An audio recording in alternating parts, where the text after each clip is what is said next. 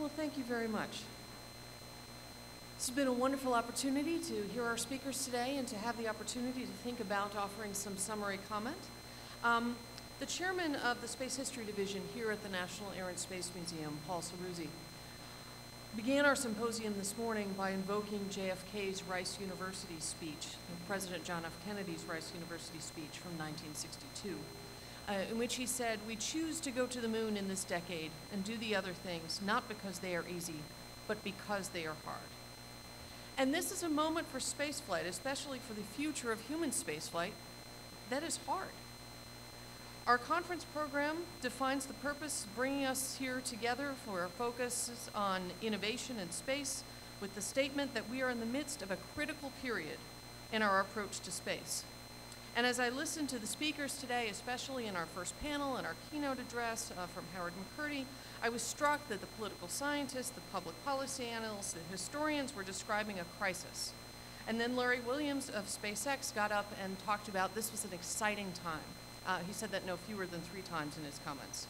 And I was reminded that John F. Kennedy gave another much repeated speech before he became president, in one instance in 1959 to a convocation of the United Negro College Fund in Indianapolis, Indiana, in which he said, and this is the quote, "When written in Chinese, the word crisis is composed of 2 characters.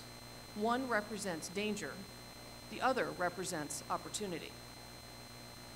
And he gave that speech multiple times.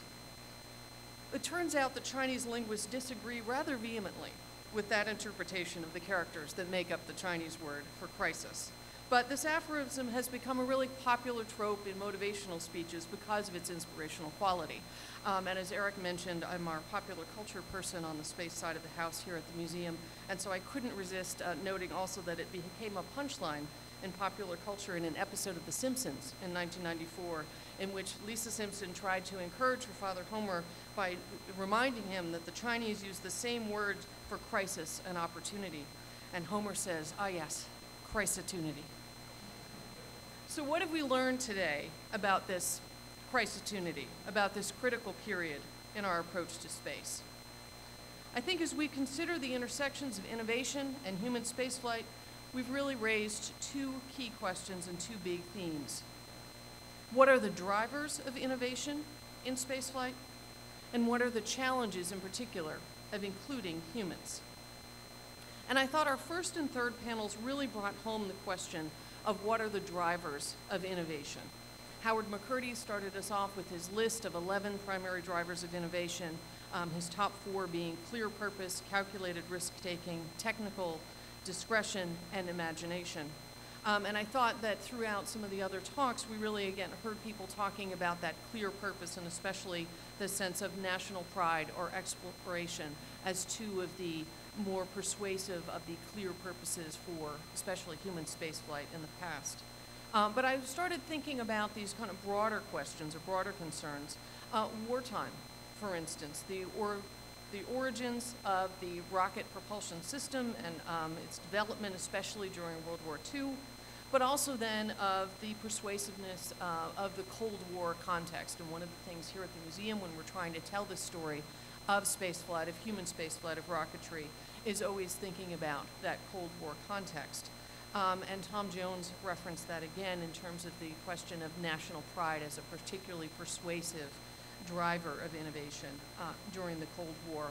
And I think in some ways we are facing in this critical moment a broader question of how do we negotiate a post-Cold War moment.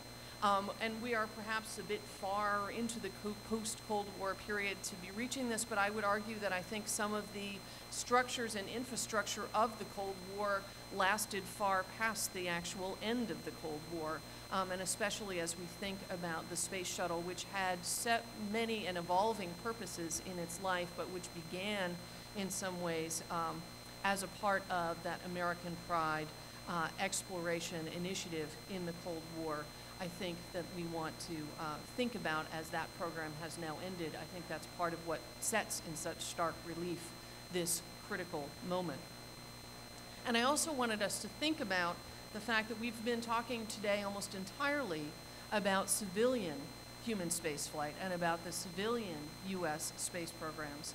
And in fact, just to offer the brief reminder that in fact military spaceflight, military aerospace, is much larger monetarily and in terms of people, in terms of contractors, than civilian spaceflight ever has been.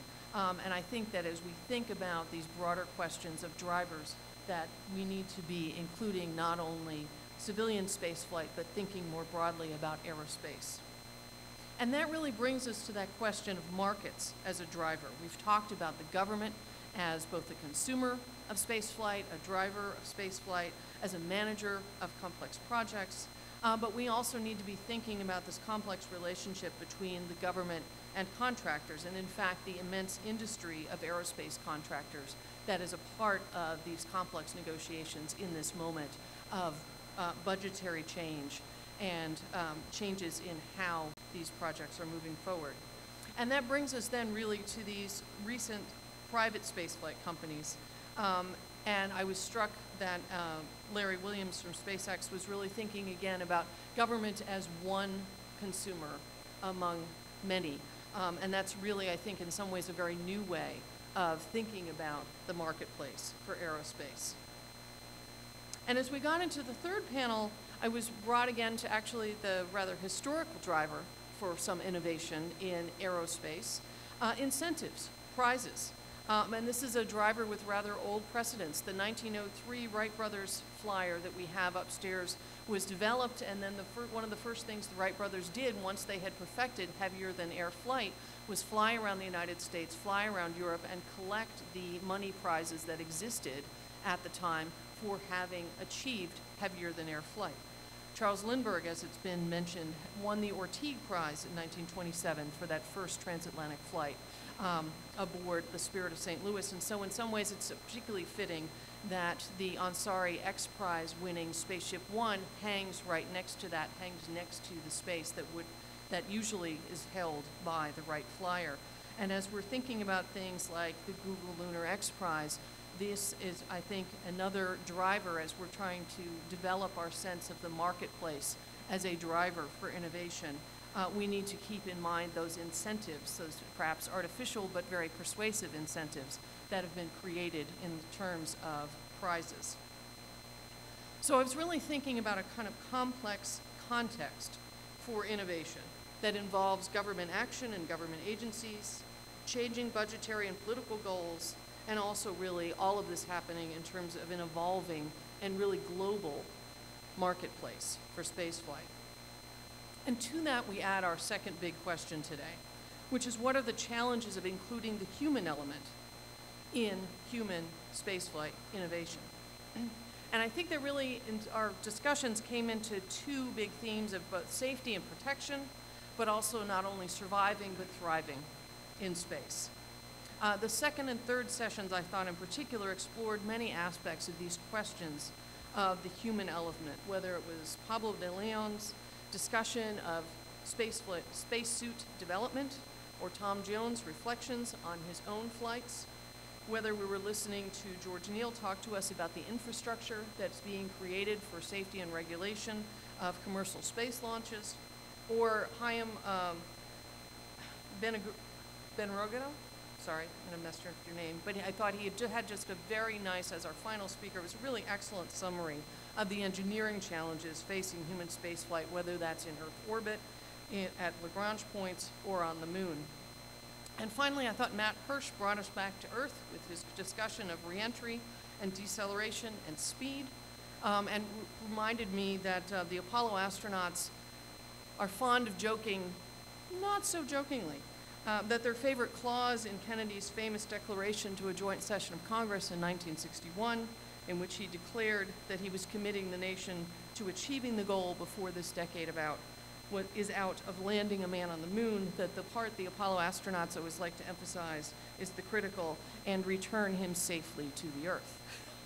And that question not only of survivability, but then the question that Amy Foster brought up and reminded us is that if we're really going to fulfill the dream of living and working in space, it's not only the question of the health and the protection of the delicate human specimen, but also the sociological or anthropological concerns of habitability, that complex combination of culture, society, and comfort.